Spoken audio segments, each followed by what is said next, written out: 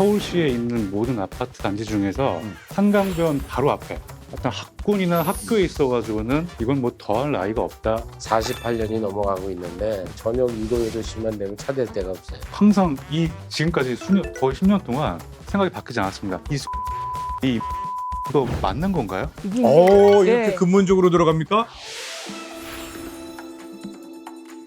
서울시에 있는 모든 아파트 단지 중에서 한강변 바로 앞에 이 도로만 사이에 끼고 있는 아파트 중에서 한강에 가장 길게 이렇게 맞닿아 있는 아파트 단지가 신반포 2차인 걸로 알고 있어요. 네. 정문에서 나와서 한 1.5m짜리 도로가 있어요. 네. 그 도로만 건너면은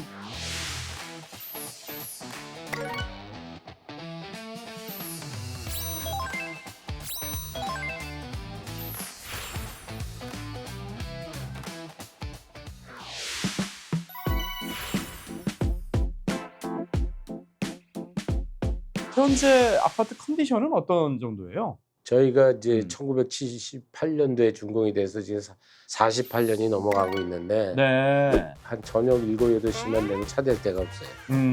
주차난. 일단 당연히 그다음에 지하 주차장은 없을 네. 것이고. 하루에 한 20, 30세대는 집이 새요. 아, 물이 새요. 네. 그리고 뭐 전 세대가 이제 전기가 또 끊어진 적 있고. 아이고야.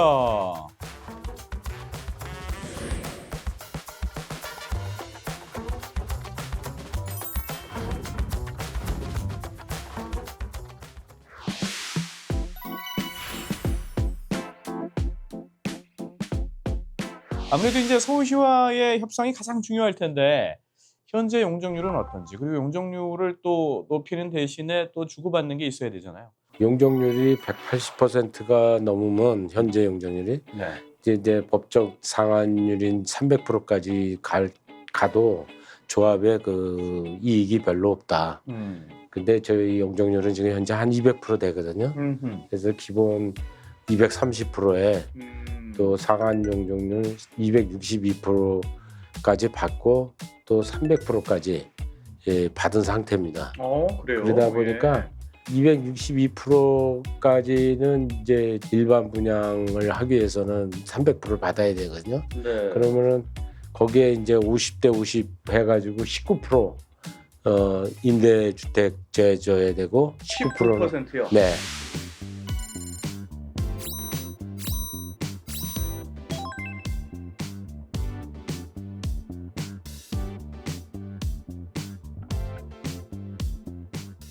실질적으로 기부 체납을 하면서 느끼는 게 다 좋은데 임대주택에 대한 건축비가 너무 급상승했잖아요. 네네. 지금 너무 급상승하다 보니까 건축비를 좀 임대주택에 대해서는 좀 어느 정도 현실화를 시키지 않으면 좀 재건축 진행하는데 좀 힘들다.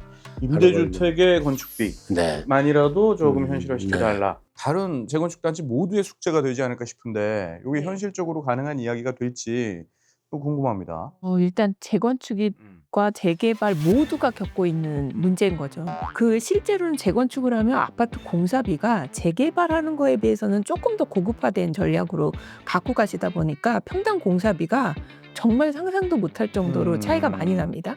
근데 그거를 이제 국가에서는 땅은 이제 무상으로 갖고 오지만 건물분에 대해서 현실적인 금액을 반영하기에는 예산 문제도 있고요.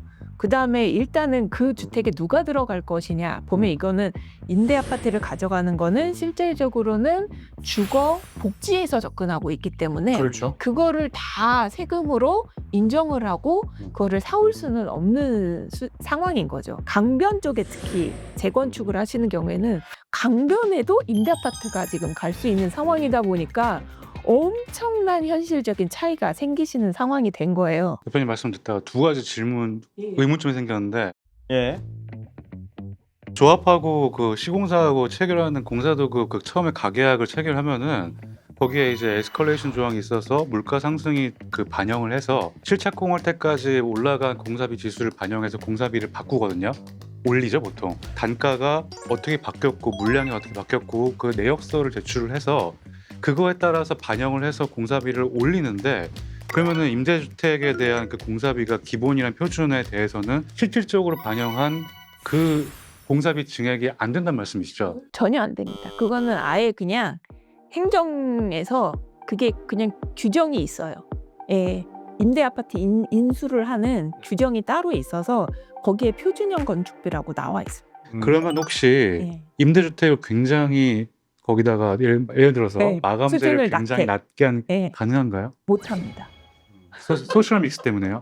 소셜 믹스 때문이 아니라 같은 아파트를 짓는데 왜 차별화를 두냐. 우리가 이제 주거 안정, 주거 복지 이런 차원인데 어쨌거나 기부 체납을 통해서 용적률을 더 많이 받아갖고 그거에 대해서 창출되는 수입이 어마어마한데 그 정도에 대한 거를 배려를 못한다는 거를 행정에서는 굉장히 불편하게 생각할 수밖에 없는 거죠.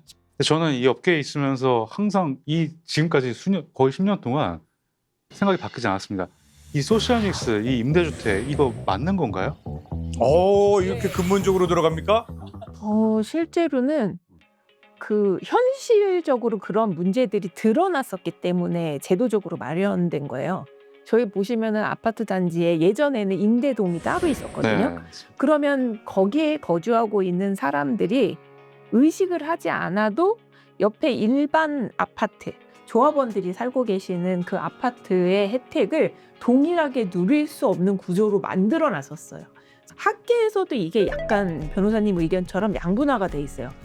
정말 주거 복지를 실현하는데 그들이 차별을 받고 있지 않느냐. 그럼에도 불구하고 일정 부분은 주거에 대해서 차별을 받지 않는 것도 완화가 많이 되고 있다. 그래도 예전보다는 소셜믹스를 통해서 개선되는 점은 있기 때문에 제도적으로 지금 계속 이끌어오고 있기는 합니다. 요런 아파트 단지를 재건축하면서 이렇게 빠른 시기에 이 정도 단계까지 끌어올릴 수 있었던 것도 사실 조합장님이 갖고 계시는 노하우 덕분이었다. 그 노하우를 좀 저희가 사실 듣고 싶었어요. 예. 이걸 좀 공개를 해주실 수 네. 있을까요? 아니 뭐 예. 결론은 조합은 그래요. 이사회 대의원의 총회를 거쳐서 통과되면은 이상 없는 거예요. 근데 그 대의원이 보통 한 이제 100명에서 130명을 뽑는데 저희 규모는 한 120여 명 계셨는데 거의 반 이상이 참 힘들었어요. 그리고 특히 정말 반 이상 걷기가 50% 이상을 걷어야 성원할 수 있으니까 엄청 힘들었어요. 그래서 제가 생각한 노하우가 제가 제약회사 영업사원 출신인데 뭐 영업 책임자까지 지점장도 해보고 본부장도 해보고 다 해봤지만 제가 했던 그 방법이 있었거든요. 그 방법을 대의원 한 분 한 분 소통을 하기 시작했죠. 근데 그 방법까지 얘기하기는 조금 이건 또 개인 또 예. 조합장님들 상당수가 그 지역에 그냥 오래된 유지시거나 뭐 강남 같은 경우에는 뭐 워낙에 변호사님부터 없는 분들이 없잖아요. 직업군이. 솔직히 조합원을 대하는 게 영업하시는 분들하고는 조금 괴리감이 있죠. 그렇겠구나. 예, 근데 영업을 해보신 그 경험이 조합원들을 설득하기에는 정말 최적화되어 있는 그런 마인드를 갖고 계셨을 거다. 그러면 이렇게 갈 수 있는 원동력도 되고 계기가 됐다라고 분석이 돼요.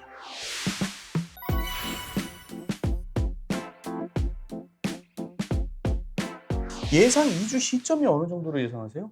저희가 이제 올해 그 안으로 무슨 일이 있어도 사업 시행인가를 목표로 하고 있고 내년 상반기에 관리 처분 인가가 될 수 있도록 노력하고 하면은 네. 내년 하반기에는 이주를 시작하면 네. 후년에 이제 착공에 들어갈 수 있지 않을까 목표로 지금 일을 추진하고 있습니다. 알겠습니다. 앞으로 그러면 재건축 마무리가 이제 잘 돼야 될 텐데 어떤 일들이 지금 남아 있죠?